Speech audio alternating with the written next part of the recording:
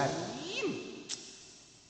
Urang menang untung urusan Allah. Urang menang rugi nang Allah. Urang keur meujeuhna salu nang Allah. Urang menang musibah nang Allah. Oh, ini perkara keluar tina aturan Allah.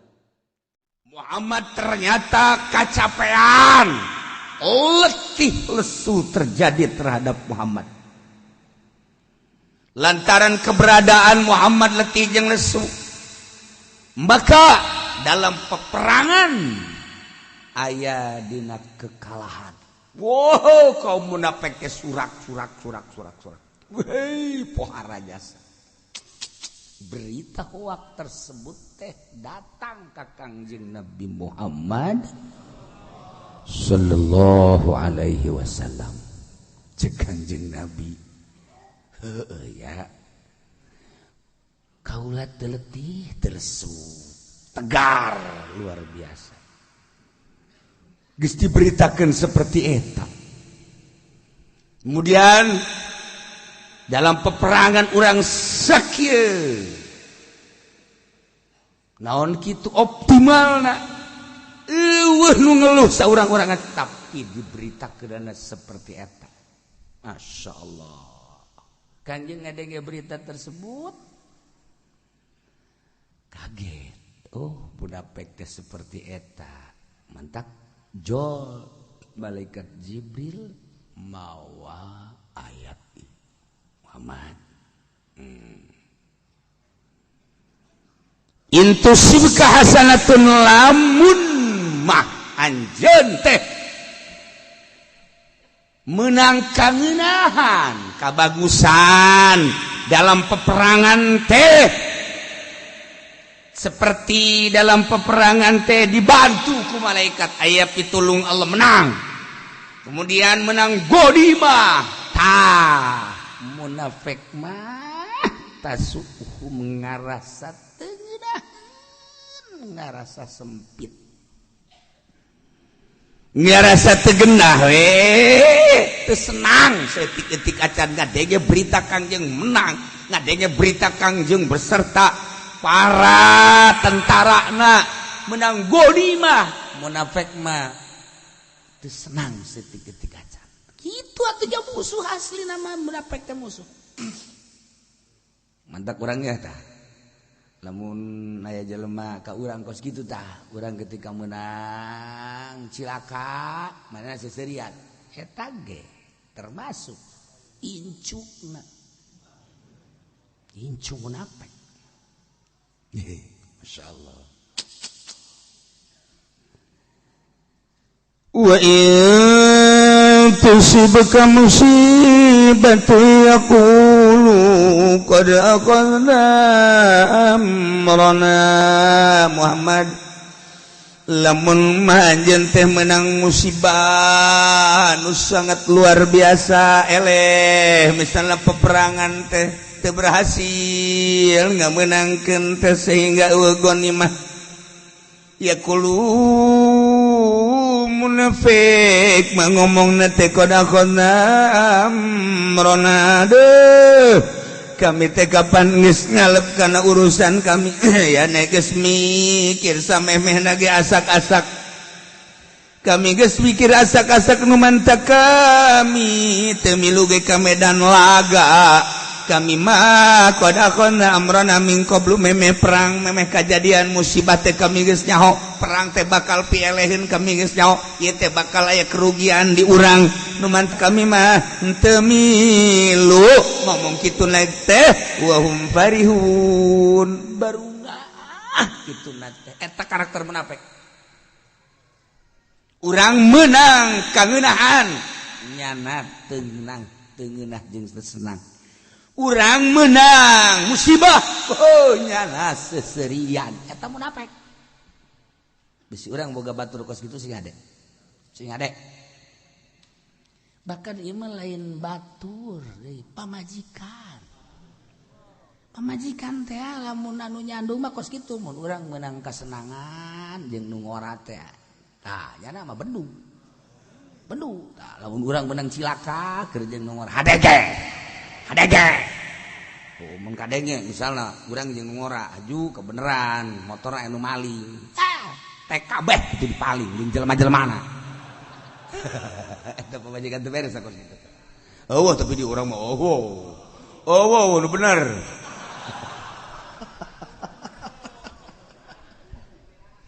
Garib kan, masya Allah, loba tuh orang gadengnya pas kadar itu, jeung dulur, teu hade mah jadi musuh, jeung pemajikan, teu saluyung mah jadi musuh. Anu ngeunah mah mun urang menang cilaka teh di jalan, lokolo teh, masya Allah, mudah-mudahan motor aya nu maling. Ya Allah, ya Rabbi, kakana mah teu nanaon. Alhamdulillah, masya Allah, kula mah motor onam, sepeda motor, nu penting mah jelemana bae kula butuh kanyana. Kan gitu kan ada deureus ngeunaheun kan itu cara kieu motorna anu maling heuh nya keur jeung nu ngore nya heuh hadege kadenge aja sakucil hadege oh mending ngejelger kana hate hadege masyaallah bahasa urang barat teh si hadege jadi cilong bahasa kos gitu lemes tuh Masya Allah ya dek urang ge boga non gitu ngaranna tatangga boga babaturan kudu nu sauyuna ngeunaheun perasa urang di lembur teh ketika urang ka masjid babarengan jeung manehanana ke ngobrol babarengan rencana yu urang zarah-zarah babarengan kayu urang ka kota babarengan nah eta kan ngeunah ketika urang sorangan juga beja ka manehanana bahwa urang keur ka Banten kebeneran motor nyenggol seti kacana peupeus nya hari wasus kacana heuh masyaallah teman-teman teu naon teu ya Allah ya Rabbi Gusti mudah-mudahan disalametkeun babaturan kula nu sok babarengan ka masjid ka takan ngeunah kadengena ku urang lain ge siapa cilaka motorna mah teu naon ngan kacana doang peupeus aju atuh nanti kayang mah ketabrak gitu bae emang geunan si sia gemes-gemes dah si eta pan sia kadeuleuh sok ngara naon kitu ngara diuk bareng aya memeh ka masjid teh diuk bae atuh kitu ge rokok aing be akunyana oh urusanna bontot tolol tah budak cara kieu teh ya diuk bareng saya teh ngarokok henteu tah ya aing tuh kan ngeunaheun eta teu kudu ngomong kitu blek we langsung ngeunaheun kan minum ngarokok bareng ji cek teh mun bari ngopi mah ngeunaheun dah kopi tah kan ngeunaheun ke isuk benang 2 poe jeung nyana nu kitu lah kitu ieu kaluarkeun ulah kati aing tuh sa tuh hayang kopi kan henteu kudu hayang susu kopi susu jeung tah kan geunaheun teh urang kos kitu sakalina poe katiluna eueuh nu ngarokok nu nyusu kabeh eta kan ngeunaheun sauyunan ngaranna masyaallah nikmat tadi lembur lamun geus kos kitu ngeunaheun bas ye aing ke Banten ye ke Banten siapa sih milu ai milu mah hayangan atuh nya kitu teh we nya kitu teh kumaha henteu lah aing mah ngadoakeun bae maksudna sih kunaon emang teu milu defisit sia ieu boga bahasa defisit dang ti mana aing mah ngadege ge baheula aja defisit mah ali harmoko teh tah oh negara defisit nya tah aing aya sisa-sisa baheula oh jadi saya ke defisit teh sugan boga saya teh lah boro-boro boga ka warung candi bayar urut belanja entah emang ngadoakeun lagi bunga bae saya bisa ka ditu ye lain kitu asana aing usia mah teu haneuteun henteu atuh jatuh dipaksakeun ge aing mah bisana awak diperet itu lain keluar duit getih ngilu bae milu ongkosna geus tanggung jawab aing maksudnya tanggung jawab teh kumaha ieu ayo milu bae pokona geus aing tanggung jawab geus pokona sia mah milu bae geus aing mah ai sia teh milu pan urang ka masjid bareng ngomong ada bareng ka Banten bareng urusanana milu gratis atuh gratis kan ke iraha bae bogana bayar ngarana tah aing moal ngabeberat diri aing keur ngabebener awak ka Allah ya da aing gade ngomong siasar aing lain deui aing urut baheula keur ngorang-ngorang bari ditobatan geus aing mung loba patula patali jeung nanaon aing mah boga duit zarat teu boga duit geus aing di dieu bae hadiah puji wali mah nyahoun ieu pan aju pinter sia atuh emang wali mah ongkos saha ongkos jelema biasa penting urang hadiah di dieu tuh kadeng ku jana kadeng ge ditanya pan sia hadiahna di mah bae defisit bos eta gitu geus milu-milu geus gratis tah kitu nah tapi yang mah deuk teh dihareup sia gratis ongko dihareup aing di tukang mabok aing mah aing geus ngarasa asal di tukang beng mabok teu beurang gitu komo ieu naik mobil naon ieu naik mobil naon sia naik mobil eta teh tah naon gara elep teh beuh aing mah biasa naik baby ben man baheula si aing ngomong sakumaha teu jelas aing diarep atuh di gabung di tukang puyang aing gratis mah di tukang teu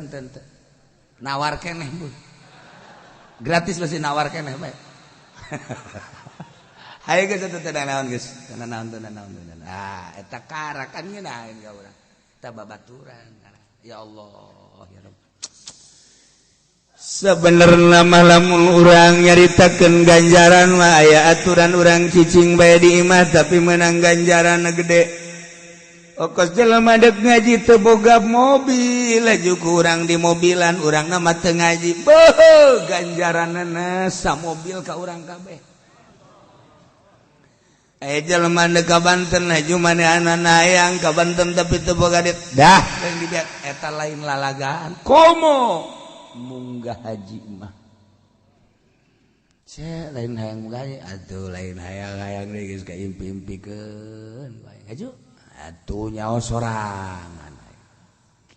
kos kieu kaayaanana sadek lamun munggah haji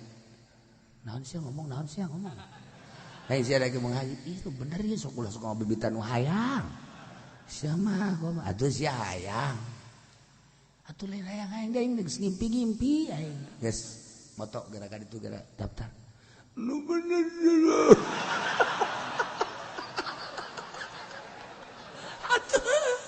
eta kan ditanya gitu ke kumaha nu nanyana kan lamun nu nanyana emang biasa sok mere biasa sok ngaberangkateun ka denge urang kan bunga tapi lamun ditanya ku sieu misalna sia hayang gapaka aya geus geus berangkat teh mah hayu geus berangkat bae maksudna naon sia leumpang goblok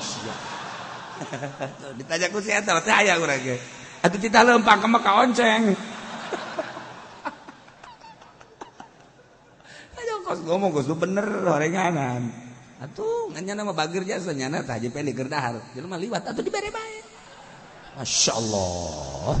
ku bageur-bageur teuing tos keur dahar keur ngopi jelema liwat atuh dibere bae parah kabageuranana datang ka dinya tah malah mah deres penting ngabibita mah sia liwat los liwat tah aing ngopi tah surudut zolimna deui tah mah ya Allah ya tah kos urang bawa kado batur teu dibere mau kado sareumit asa ieu kado pohara jas nyana ge milu dan aduh bangunan ngeunah makana meuli amoh kadanan ku mere eta makana meuli jelema mah kan jelema teu boga duit bade kitu kan emang teu kasuat boga duit deleukeun ku aing sia aing meuli kado satreuk dikahulu siakeun geus mulai teu beres geus aduh tak eta nu batak hese neangan nu sauyunan teh tuh ieu karakter munafik seperti kos kieu ya Allah batur anu menang cilaka nyana nu seserian ketika batur menang kesenangan nyana nu gering munafik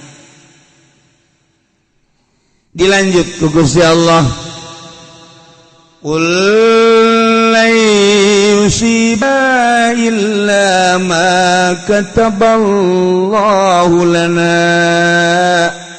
Bejakeun ku anjeun he Jibril. Qul bejakeun ku anjeun ka para munafikin cek malaikat ka Kangjeng Nabi. Ulah boga karakter model kos itu. Ketika mukminin menang musibahnya nanu emprak seserian. Hei, laysibana sama sekali teu keuna ka urang musibah illa bakataballahu lana. Kecuali geus aya catatan ti Gusti Allah ka urang sadayana. Wa maulana Allah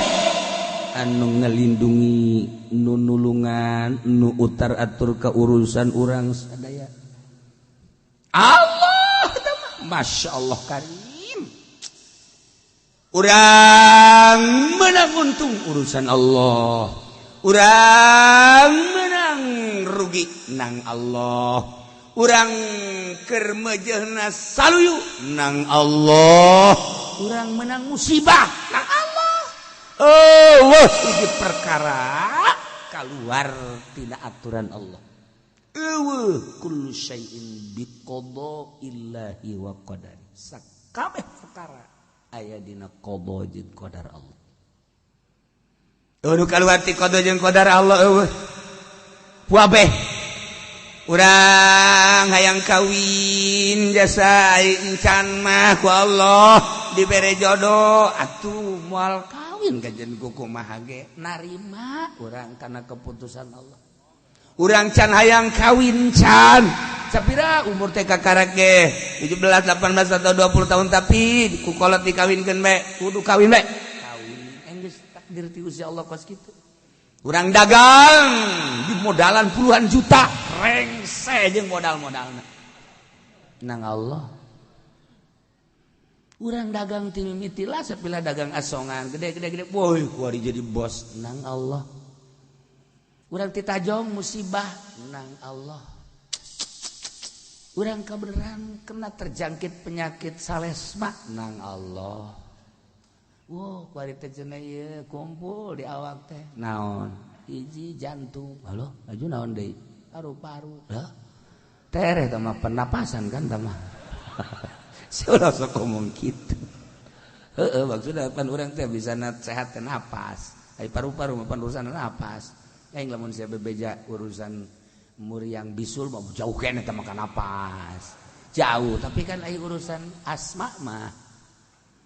teu paru-paru teh urusanana. Heuh, ya ai. Aju naon deui darah tinggi. Jeh. Tah mah panglima kabeh tah mah. Penyakit panglima tah mah. Aduh, ya ieu atas cek urang teh. Aing ngadenge kamari pengajian. Horenganan kabeh ge nang Allah. Emang sih nang Allah. Ya lagi ngomongna sangeukeun. Ayeuna mah nang Allah kabeh. Ngan kieu-kieu teuing jeung eta. Atuh teu kieu-kieu teuing geus kabeh ge nang Allah. Jah urang inget ka dinya mah kabeh ge nang Allah. Tah. Deres aing ngaji mah deres. Deres aya sadar. Aya hiji jelema datang ka Ali bin Husain. Sidina Husain boga anak ngaranna Ali. Boh, wali. Sidina Husain waliun min auliyaillah. Silsilah thariqah ka Sidina Husain mayoritas. Boga anak Ali. Boh, hebat. Datang tamu ke Ali Sidina Ali. Assalamualaikum. Waalaikumsalam. Segala calik. Aya naon? Cek ngomong Sunda. Iya, cek gara teh ieu. Teu usul urusan dagang. Maksudna kula dagang cek kana terus bae teu pernah we. Ye aya leuwihna dina aya leuwihna ge haju beak deui bae teu rek nyangkrung. Cerik Ali bin Husain. Cek inghak-inghakan terus cager deui barang cager deui ngomong deui Sayyid cek eta teh ieu kula ieu selain daripada dagang tani cek tani dia batur babaragus cek tapi nu kula mah teu wudu we cek aya ya ijang dahar mah kitu jeung dijual we ala kadar saeutik mah ngan teu cara batur we cerik deui cerik deui bae cager we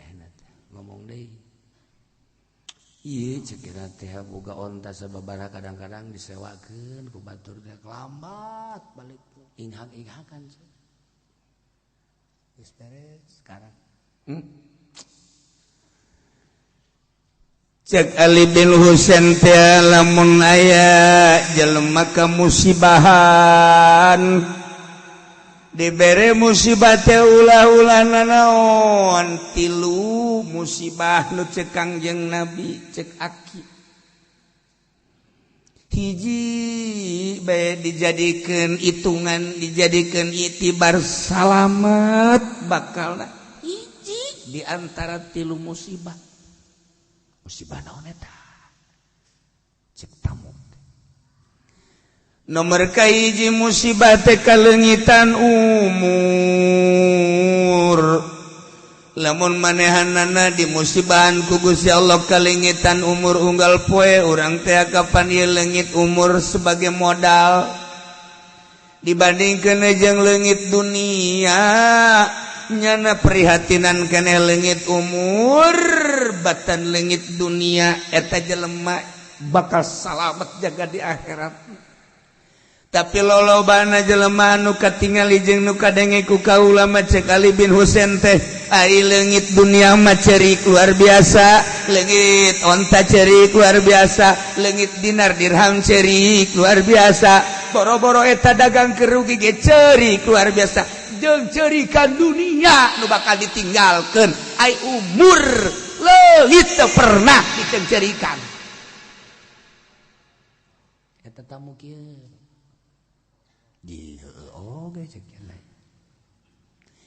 tah lamun urang geus kalengitan kamusibahan umur dikurangan ku Gusti Allah leungit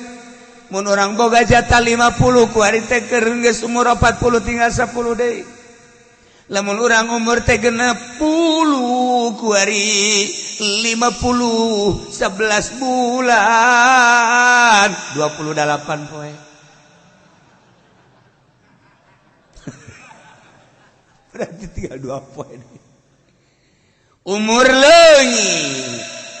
tapi kurang teu pernah kalengitan umur teh poe anu lobaan pake ibadah apa lobaan pake maksiat ku aing teh poe anu beuh ku ari tibalik datang ka ayeuna geus sabaraha puluh tahun pernah urang nyeungceurikan leungit umur sebagai modal Gusti Allah nalangsa teu pernah kunaon aya leungit senda jepit ceuri Masya Allah leungit duit mending mung gede 10.000 ge ngadukunkeun aya beakna mapan 2 juta eta kan garoblok na jelema eta garoblok na jelema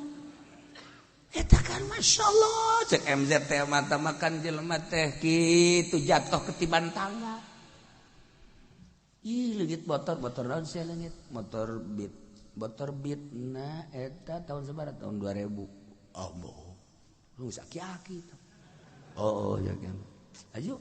waduh kukula geus dikakiaikeun teu geus kadukun teu kuari anu geus beak 25 juta kula yang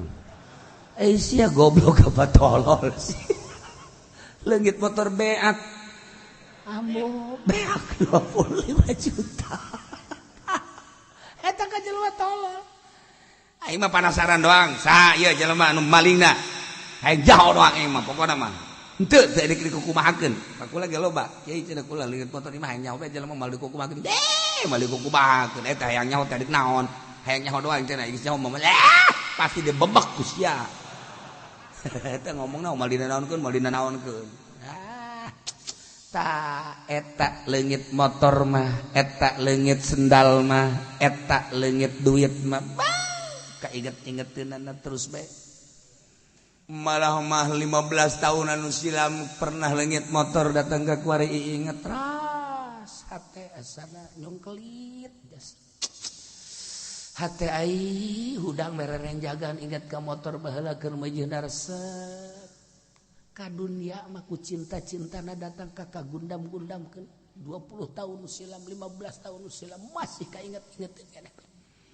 tapi umur leungit musibah leungit dunia terus bae ditaliti musibah leungit umur mah tadi pirale cicing beta tamu bener kedua naon teh nu kadua musibah rezeki maksudna musibah rezeki teh kapan geus catetanana rezeki urang teh di Lauhil Mahfuz teh poe ieu poe isuk dan selanjutnya datang ka maot ketika geus beak rezeki urang pae lamun aya keneh mari dijemolo ka wajen teh bering adag-adagan ge nu jadi masalah musibah dagang musibah usaha lamun manehanana usahana nu penting mah meraih dunia keuntungan sebanyak-banyaknya tidak ada perhitungan halal atau haram taya kamu musibahan rezeki model kos kitu teu pernah ditafakuran dijadikan iktibar padahal lamun dagang lamun tani mun usaha manehanana make perjalanan nu halal usahana bae diganjar komo hasilna aju dibikeun ka anak pamajikan disodakohkeun disabaraha lipat ti mimiti berangkat dagangna ganjaran kemudian hasilna ganjaran kemudian dibikeun ka anak incu ganjaran disodakohkeun ka fakir miskin ganjaran dibangunkeun ka majelis taklim ka masjid ganjaran da teu inget ka dinya lamun halal jadi ganjaran tapi lamun haram disodakohkeun teu jadi ganjaran didar bakal jadi laknat ti Gusti Allah musibah model kos kitu kunaon teu dipikir laporanana ngan sakadar leungit ieu leungit itu kurang ieu kurang itu aduh sugan teh deuk didoakeun orang dicarekan lain carekan urusanana ieu lain jang sia engke jang tahun 2019 jelema loba nu kos kitu tuh tahun 2019 di mana itu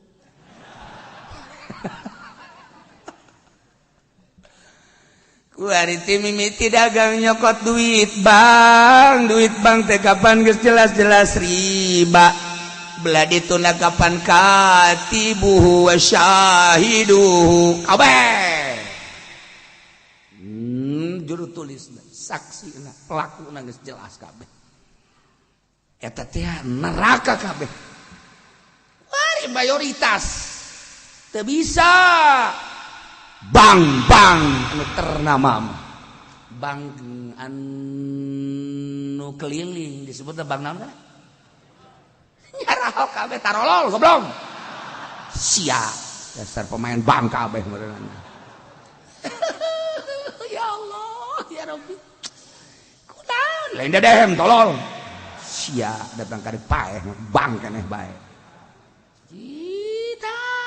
urusan rezeki musibah ketika orang make duit anu haram nyokot lagi geus neraka ngagolangkeun lagi ka neraka hasil lagi kan jadi neraka ketika kurang dibikeun hasilna ka anak pamajikan neraka sarua bae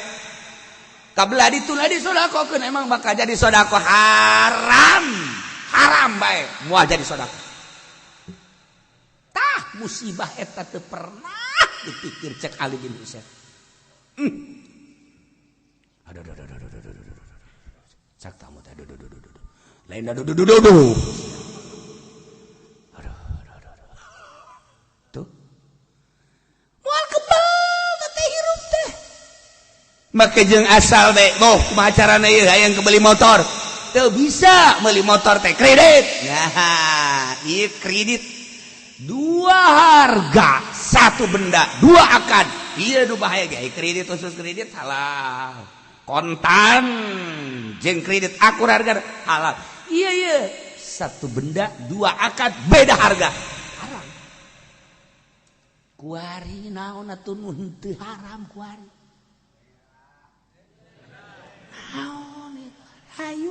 ngaji mah terus bae ngaji unggal minggu ngaji asup deui kaburu paes ya dikirahan ngeureunnan ngridit sia ji ta Ali bin Husain musibah cek manehanana ieu teu pernah ditolelir musibah teh kunaon teu pernah diperhitungkeun masyaallah karim duit tuku sekarang itu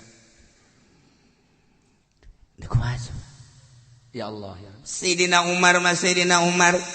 begitu manehanana jadi khalifah kemudian gitu Salman Al-Farisi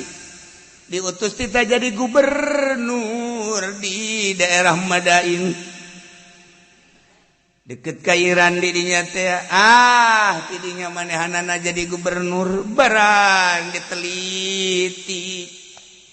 eta luar biasa jujur jeung adilna kejujuran jeung keadilan Salman Al-Farisi teh tandingan cek masyarakat hanjakal mah hiji teu daek ngarobah pakaian dua teu daek ngarobah tempat tilu teu daek ngarobah dahar padahal mah cek masyarakat terutama bisikan-bisikan di sekelilingna pannyana jadi gubernur atuh hiji make pakaian anu layak dua patempatan jasok katatamuan ka panti berbagai penjuru daerah tilu dahareunana atuh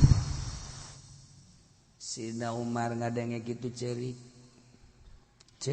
Sina Umar cerik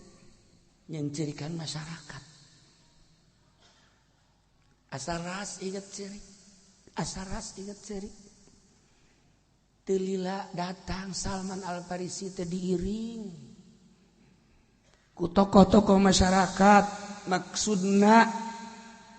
dek galaporkeun soal eta tah urusan kenegaraan alhamdulillah masyaallah cuman hiji be ieu Salman mah pakaianana eta be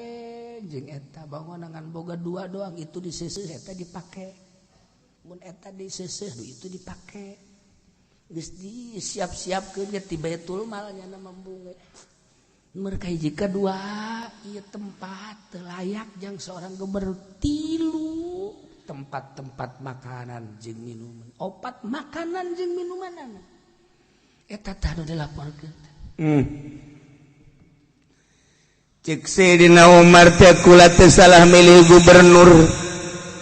feeling kaula hati kecil kaula teh pas nyen gubernur model anjeun Salman bener anjeun kitu leres ieu mah deuk ditanya bae alasan anjeun nu mantep teh daek ngarobah kitu bae kumaha kieu ya Amirul Mukminin abdi dibere mandat alhamdulillah ku abdi dilaksanakeun sakumaha mestina adapun urusan pribadi abdi urusan abdi boga baju ngan sakikieuna lain teu kabeuli teu kudu nyokot ti Baitul Mal insyaallah tapi abdi teu hayang hiji nomor kadua tempat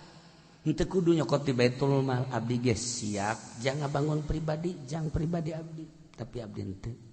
nomor katilu urusan dahareun jarak masyarakat mah dibere pedah tempatna hungkul atuh sapeda tempat naon hubunganna dahareun jeung tempat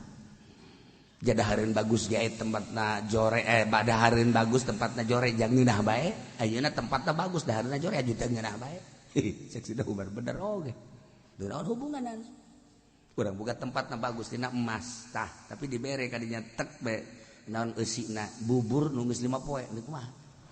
emas teh emas urang make batok tapi waduh bubur kacang ijo campur ketan hitam iya make santen semua amis ya Allah ya Rabbi Gusti diendogan saeutik wah dadat geunah jasa tempatna batok nu tadi emas tapi bubur geus 5 poe naon hubunganna dahareun jeung tempat tamangan sakarang babanggaan doang ge Ki Fudoli Aduhnya nama boh, lamun diondang teu 5 gelas terjadi ceramahna. Kudu 5 ge numpul dek. Ambo budak. Numpul dek. Mun ceceklan terjadi. Kudu ceceklan. Keur ieu bari bagi tobal. Tuh sia mah, dasar hasud. Tuh. Ala salala laon maneh Salman cek Umar. Matak teu hayang. Hiji besi dianggap henteu nuturkeun ka Kangjeng Rasul abdi teh pan milu jeung Kangjeng Rasul teh. Ya Kangjeng Rasul teh pakaian anakku abdi ditiru model abdi kos kieu ye. Kangjeng teh henteu pernah nu bagus-bagus. Ketika abdi naros ka Kangjeng pakaian ieu Salman, Kangjeng teh selalu make pakaian anu hareuras teu pernah nu lemes. Ditaros ku Salman tuan kok nganggo acukna kos kitu bae. Salman mualila di alam dunia ulah sok ngeunahan pakaian ke di sorga hayang pakaian nu kumaha ge tah inget ka ucapan Kangjeng. Cak Sidi Umar kagagas cak cenah. Ke zaman urang babarengan jeung Kangjeng Rasul. Coba ieu mana tan akur jeung Kangjeng Rasul. Mana? Ye cenah ieu budaya, leg-leg Gus ya budaya. Leg-leg Gus ya. Hayo kunaon teu nutur geus ya nuturkeun saha sia kos kitu teh pakaian tah. Ulah neuleuh ka dieu. Sia mah mangkos kieu mah bangka waras ieu mah. Geus atuh minimal urang geus salat-salat bae nuturkeun ka kajen geus ai kos kieu mah. Ieu mah pan lain, ai deuk salat make batik. Giliran ka pasar make jubah. Deui. Abe pajar supi. Ieu mah gara goblok kabeh ge tarolol. Atuh ya Allah hari ini ngaji mah biasa bae. Oh, dok salat pakai biasa bae. Meuy ka pasar udang-udang dipake. Masya Allah. Bener mah edan leupas mah. Nomor kaduana urusan imah sapira imah. Ya Amirul Mukminin Nabi teh mualila bakal ninggalkeun alam dunia sedengkeun ke di akhirat teh kapan paling embung abdi ditanya soal dunia. Ai kitu mangan saya aya doang lah abdi gampang ke ngajawabna. Jageninganan kurang kumaha Kangjeng Rasul teh manusia anu haram ka neraka. Jelas boga jaminan sorga. Tingali bumi nak penduduk surga nu Kangjeng teh di mana-mana urang bada lebet ka bumi Kangjeng teh kudu mendek di mana-mana Kangjeng mantes kulem teh geuning katingali dina tonggongna teh tertera urut palapah-palapah kormana ahli sorga nu jelas-jelas jaminan sorga bener kos kitu mah nya abdi deuk ngaleuwihan Kangjeng. Cek Sida Umar kagagas baheula urang baru katilu urusan wawadahan atuh sapira wawadahan abdi mah teh kudu nyokot ti Baitul Mal ku abdi sorangan ge insyaallah hayang nu bararagus teh di pasar Ambalaya tapi geuningan nu diperlukeun mah kapan teh eusina lain wadahna. Ari wadahna mangan sakadar babanggaan sosombongan doang sedengkeun nu babanggaan nu sosombongan teh kapan meureunan di akhiratna bakal disiksa abdi embung ku gara-gara gelas gara-gara piring aju abdi kena siksa. Cek Sirna Umar bener-bener kagas tah sakitu tamah abdi deuk dilanjut jadi gubernur mangga tamah urusan pribadi abdi urusan kemasyarakatan sesuai jeung aturan insyaallah. Abdi ngarti, abdi teu ngarti, pasti abdi lapor naros ya Amirul Mukminin. Masyaallah ceurik Sirna Umar jeung eta nu milu ge careurik kabeh. Ai kos kitu bae atuh lainnya na bae. Ya urang ge meureun bakal ditanya di akhirat lain Salman bae. Urusan baju, urusan imah meureun Salman. Anjeun terus jadi gubernur kami bakal nuturkeun anjeun imah-imah kami nu aya dek dibeukeunnan ka fakir miskin kami malah dek saaya-aya bae tuh nasehat ti waliullah maka rasa ka jantung. Coba kiai nu kuat saudara-saudara marilah kita sama-sama membangun masjid aya nyana nyokot duit masjid tolong lain akan pun sia kumaha narurutna jelema demo kabeh masyarakat ulah si eta pemimpinna mangkuna loba nu leungit coba ayo nah ieu tah nyaritakeun soal musibah ke di akhir zaman bakal loba musibah anu keuna ka para pemimpin-pemimpin cak Sayyidina Umar Malikan Aduda raja anu diktator encan ge lepas tidak obrolan eta horenganan disatukangeun eta teh para gegeden Madinah teh ngarobrol deui urang boga Amirul Mukminin Umar bin Khattab teh pohara luar biasa ngan ieu urang boga pamimpin khalifah teh bajuna teh eta bae ka masjid eta ka masyarakat eta sarua oleh di samping eta teu layak Imam Amirul Mukminin nyaleutik jeung kata tamuan unggal poe di samping eta wawadahan-wawadahanana deui di luar kelayakan saha ceuk tokoh-tokoh Madinah nu wani negor Amirul Mukminin supaya layak tampil prima nanya ka ieu san wani kasih nauma setan ge si unu sia juga wani negor teu aing mah boro-boro negor aing mah neuleuna ge teu kuat sia atuh aing ngritik mah ngritik bae ngan aing kudu negor mah ka Sayyidina Umar Amirul Mukminin teu embung atuh sagala aya di nyana adil aya di nyana jujur aya di nyana aju gagah aya di nyana ngan eta masalah kelayakan doang ieu embung aing kudu negor mah mana teuing meureun aing dicaci maki tapi kan ieu negara kumaha lamun urang lapor ka Siti Aisyah jeung Siti Hafsah Siti Aisyah eta teh kapan kitu garwa Kangjeng ari Siti Hafsah sami putri Sayyidina Umar garwana keneh sia teh nyaho garwa pamajikan bangun sing haruleung naon garwa lah ora sira dangkak sira mah ora weruh garwa ngauleung mah peni naon garwa bikang sia mah bikang Ye dicelongok mah istri hese dibawa ke Bandung teh teu paham tah kan sopan itu kan garwa nah coba orang naros yuk aya 5 tokoh Madinah menghampiri Siti Aisyah sareng Siti Hafsah aya naon permasalahanna cek ummahatil mukminin kami 5an sebagai wakil masyarakat rek lapor naon ngalaporkeun tentang kelayakan Amirul Mukminin oh Abah Abdi cek Siti Hafsah muhun kitu teu adil teh jujur sanes mah sanes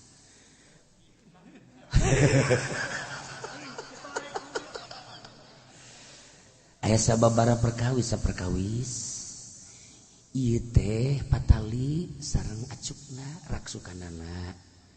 kirang layak margi di sekitarna teh kapan seueur tokoh-tokoh ku ayana sakitu kami siap mangmeserkeun bade nu kumaha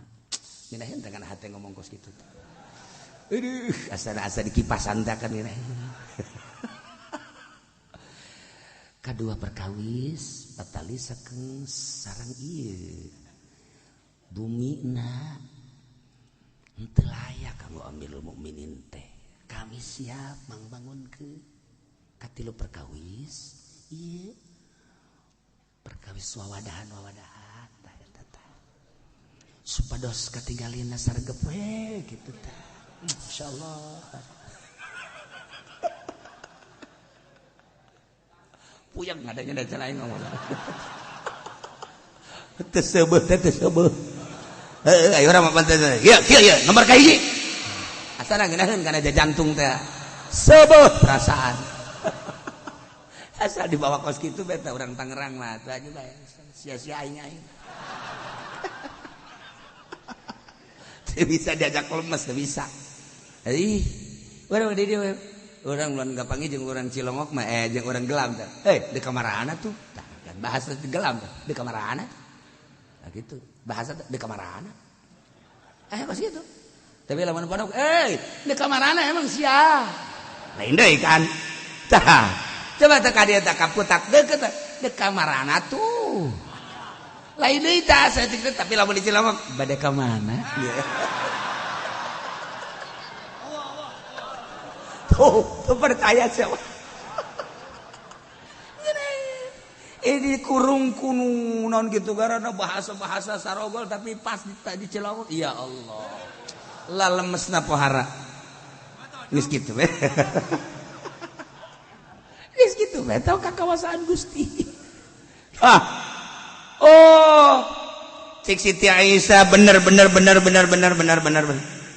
kira-kira ye nu bakal lapor saha anjeun batu Habsah maneh mah pan putrina anakna siap tapi abang mah galak kula mah ngabaturan bae anjeun bae nu laporna ka Siti Aisyah aduh kula mah teu kuat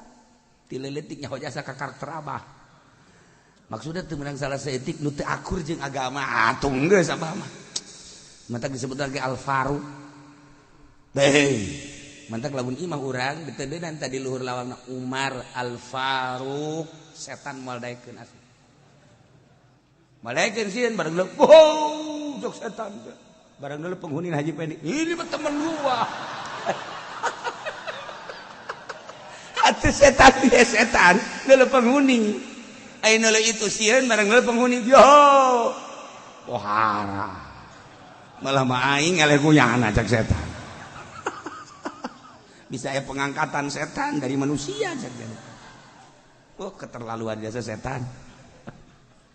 Nah, ayo ke surang bareng baca Siti Aisyah. Yuk, datang bareng. Aya naon cik Sina Umar teh? Wahai ummahatil mukminin. Abdi kenging laporan-laporan ti para penggede-penggede Madinah. Soal naon? hiji soal baju nu dipake ku anjeun teh cenah ieu teh supaya layak bae ieu tokoh-tokoh dek mang meulikeun ci akur jeung maneh Salman kedua soal tempat lantaran dikunjungi di berbagai daerah anjeun teh kapan ummah Amirul Mukminin nah kudu boga tempat anu layak bae tilu soal iya pertempatan percis amat kumaha cerik di Sina Umar Aisyah Habsah anjeun teh pan pernah babarengan jeung Kangjeng hirup ngileuk ada duaan pan anjeun nu ngaladenan Kangjeng teh pernah teu Kangjeng boga baju na bararagus henteu atuh lamun kaula ku sadumeh jadi Amirul Mukminin aju pakaian bararagus atuh kumaha engke cek Kangjeng meureun ke di akhirat teh kaula teh meureunanan teu ditarima jadi babaturanana heueuh oge nya makana sapira baju hayang sakumaha sapira pakaian hayang nu kos kumaha gampang tapi nu dipikiran teh akur henteu jeung nu sok dilakukeun ku Kangjeng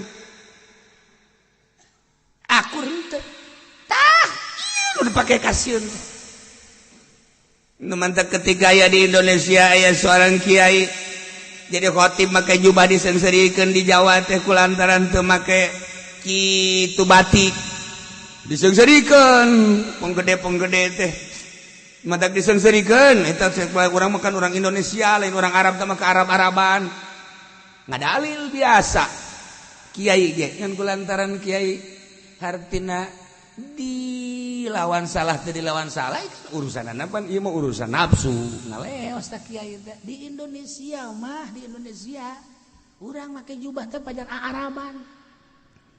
pajar hahabiban pajar kholipahan ini kudu disesuaikan sumutna ya sia naon sia masih disesuaikan sok aya sok si sembarangan sia ngomong ke sorga hayang lain cenah jubah macam teh mah di Arab macam oh ieu ge naon karang-karana di Jidah urang Yaman tukang mawaan barang make jubah atuh lain eta tolol si maneuleuna si eta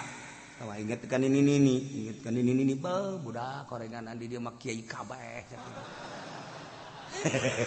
tukang-tukang mawaan tas kiai cenah pan orang-orang Yaman mapan mereka ieu kabeh budak di urang mah kos kitu teh cuma kiai cenah orang di dia kiai kabeh atunya mah sasalaman lu eta teh ini cium tangan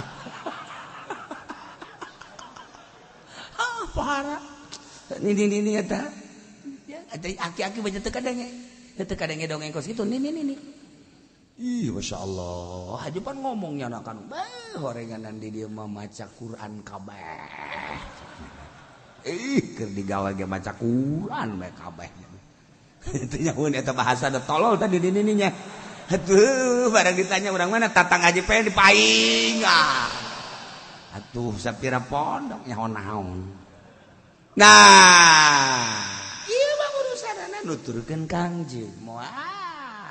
Syekh Nawawi nulis di Nariyat Syekh Nawawi nulis di berbagai tuturkeun Kangjeng tah wahai ummahatil mukminin wal mukminat Aisyah Hafsah manekan bareng jeung Kangjeng ngaladenan pernah teu hayang kemewahan dunia Kangjeng henteu pernah henteu di imah tangga aya tempat-tempat anu mewah teu aya naon cenah isin cenah ka Gusti atuh Kangjeng bae isin atuh ngomong kaula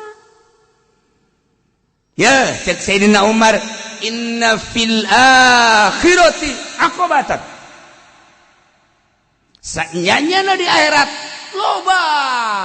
tajakan loba masalah loba beban tuh loba beban di akhirat teh tanya itu nah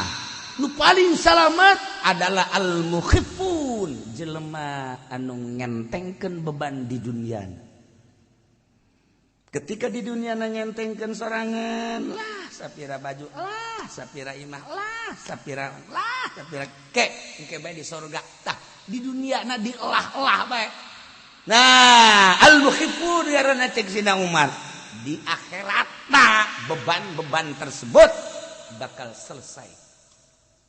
Urang kan lamun maot ya ditanyakeun imah menang meuli duitna ti mana kendaraan menang ti mana eta kan proses kos kitu kan angel kok mun pamajikanna opat mah nu ieu jadi tanya-tanya tah hade ge tanya malaikat diem lu aduh dagang karung nih ditanya ayo sabaraha jenis karung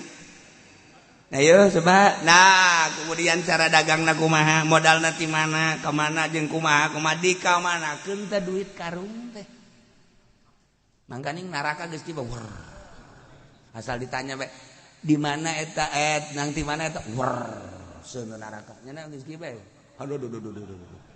sanggeusna transaksi kemudian duitna eta nu katarima dihitung sanggeusna dihitung ngaju leuwih kon teh dibalikeun deui Waduh. Geus katarima ju duitna eta nu digunakeun pake dahar pake nginum jeung keluarga sesana dikamanakeun di neraka cak aja pending geus abdi bae teu ditanya maning digejeburkeun mah gejeburkeun capek uleuh ya Allah ya Rabb daylah inna fil akhirati aqabatan di akhirat bakal loba beban anu luar biasa nu pang salamatna al mukhifun jelema anu ngentengkeun beban waktu di dunia pancena ari bapa anjeun mah sugih etas Sina Abu Bakar Siddiq maneh-maneh teh sugihna sugih teh di aku gitu ku Sina Abu Bakar henteu kula teh nuturkeun Sina Abu Bakar belah dituturkeun Kanjeng sugih teh pamere Allah tapi teu pernah ngaku kasugihanana jelema nu aya sabaraha disuguhan bae ku manehanana ayo terus bahkan Kanjeng Nabi lamun aya katamuan nu dipanggil teh Abu Bakar aya Abu Bakar aya suguhan tamu mun nyana tamu kalaparan ketika dek balik Abu Bakar boga teh jang ongkos aya mun nyana mau bisa balik tah sugih teh mun kos kitu mah masalah tuh nyana teh perang sabaraha ribu onta tah sugih teh jang kos kitu tuh tinggal urang ge aing ge kos kitu teu percaya dulur hayang numpakan ge teu beunang ngan mobil teh sakalina numpakan dideleukeun kotor sendal waduh cak adina teh ngomong deui naik mobil si eta emang kunaon gitu capek kotor saeutik bae ge beung rewang bae kan mobil teh kudu kumbah mobil teh kudu anu ngumbah ge bekan ngono kaduhung naik mobil eta sakalina aing naik kos kitu geus teh hayang aing mah moal deui aing naik mobil kos kitu lain ngeunaheun pan jadi nyiksa awak pan naik mobil teh ngeunaheun deuk liuk kumaha bae ngeunaheun deuk naon dadek naon jadi urang jadi raja kan ngeunaheun di mobil ieu mah lain pan asal ngitukeun ulah tukang teuing aing ieu dia kahalangan sia pan teh jadi raja hah deuk ngarokok mobil ngarokok di mobil bau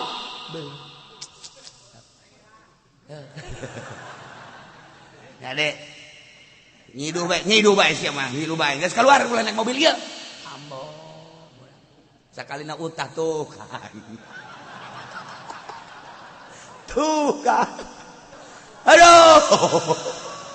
aduh cak nu boga mobil sia kaduh we ngajak sia sugan teh sia teu kampungan goblok beak mobil aing kautahan mobil mewah tinggal mobil mewah kautahan ada ditinggalkan bung tah ieu urang naik mobil teh supaya bebas itu mobil teh dunia jang sarana transportasi supaya urang ngeunaheun kumaha ieu mah pan lain asal naik mobil eta bae ngageter-geter heueuh ieu muka lawang mah lalauna ngagebruk budak mah mobil aing adur guseun ai serem kana teh gas aing mah naik mobil eta mendingan naik 08 bebas sakana teh emang meureun sakarakter jelema mah dah aya bebas naik truk karak bebas atuh lain jelema barang tah mah tah ieu cek Sidina Umar di akhirat bakalna loba tanjakan-tanjakan jeung loba beban-beban kang salamet-salamet ta'al mukhifun jelema anu ngentengkeun beban waktu di dunia kula embung di akhirat kacoceng derajat kula masa teu bareng jeung Sina Abu Bakar masa teu bareng jeung Kanjeng Nabi boh kajen teuing di dunia kula susah kadeuluna kula teu senang jeung teuing moal kebal di dunia mah Masya Allah cek anakna Siti Hafsah kaduhung urang bebeja ka bapa kos kitu cek kula ge nyana mah kos kitu ge urang sakit ge kunyana teu ditampilin cek nu geus bapa nyana mah pedang tilok disarangkan kan nyana mah tah ieu lah bahkan nambah deui Baitul mal lamun kurang ada harti Baitul mal bisa lantaran kula aya hak tetapi beuteng kula moal coba-coba diresian ku duit Baitul mal cek Sina Umar moal sieun ka Gusti Allah jeun teh bagikeun ka hakna masing-masing kula moal kajen ku kumaha Sidina Umar sabae seorang alim cek Kanjeng Nabi anu di jero beteungna kaeusian ku duit nagara ku duit pamarentah teu percaya karena kejujuran jeung keadilan eta kiai wah cek Sina Hafsah pun ngamuk ka ditu kan tadi ge kan ulah geus ngamuk ka pada urang balik isin Pak Lamun kiai ngadahar duit pemerintah, ngadahar duit sultan, enggak sukos kitu mah beres na ka kiayana teu aman nyekelan ilmu Allah nangis moal aman saya tiga-tigacan komo tamah make nyodor-nyodorkeun proposalna teu Siti Hadza ka proposal ge aya tambah meureun tambahna ti kiai ka gitu ngamuk bobat mun dicaritakeun mah mun dicaritakeun nyanangan nyaritakeun tentang duit-duit Baitul Mal duit-duit aya seorang sahabat begitu datang ngaran Salim teh jujur dan luar biasa ketika datang seorang raja katinggal ieu sahabat mana Salim kan di Baitullah keur ngadoa boga kepentingan dunia kan maneh nyanangan nyeleuk boga kepentingan ayo ka dieu kula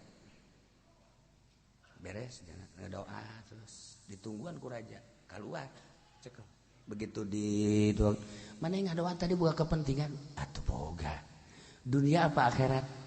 soal dunia soal akhirat urusan kula tah lamun boga kepentingan dunia yuk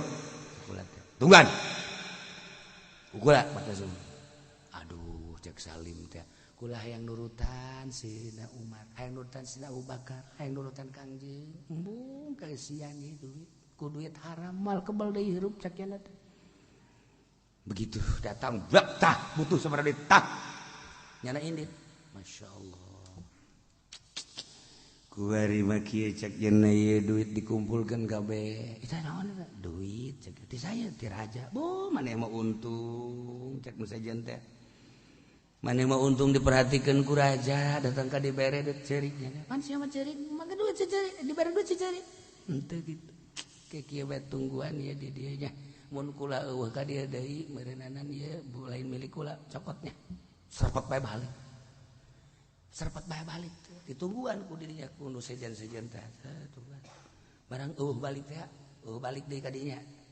seseria dibawa berarti halal cek ada ieu Salimna geus pugus Salim mah langsung balik ka imah ngadoa ka Allah Gusti salametkeun abdi hirup di dunia ulah datang ka ngadahar duit ti pamarentah langsung aya nu ngudang Salim itu duit di atap aja kusaha geus dicokot ku anu kon alhamdulillah ai maneh teu kurang nu mantak embung kunaon besi kaganggu kahusuan salat kula besi kaganggu derajat kula ge di akhirat teu hayang kula mah ngadahar duit di pamarentah ji jaga ratu kula ge kabagian saknya lah teh kitu ya kitu mah kula embung atuh deui sia mah sia bae ulah nurutan aing henteu mun nya ka di akhirat itu Tuhan ka surga kula ka surga ngan handap derajat mong aing mah dibawakeun we du dibikeun ka ditu teh hai sadu aya ieu bagian aya eta sia kunaon sih bisa jadi begitu mong aing mah Salim ge embungeun cek ieu teh lantaran ge di ka surga di surgana handap derajat komo lamun datang ka teu husuma jadi ka neraka teh aya aing jatuh kami ge sarua cek ieu teh ya baheula makan kos kitu kuari mah lamun urang da embung duit pemerintah kadiekeun nah mantep duit kene sarua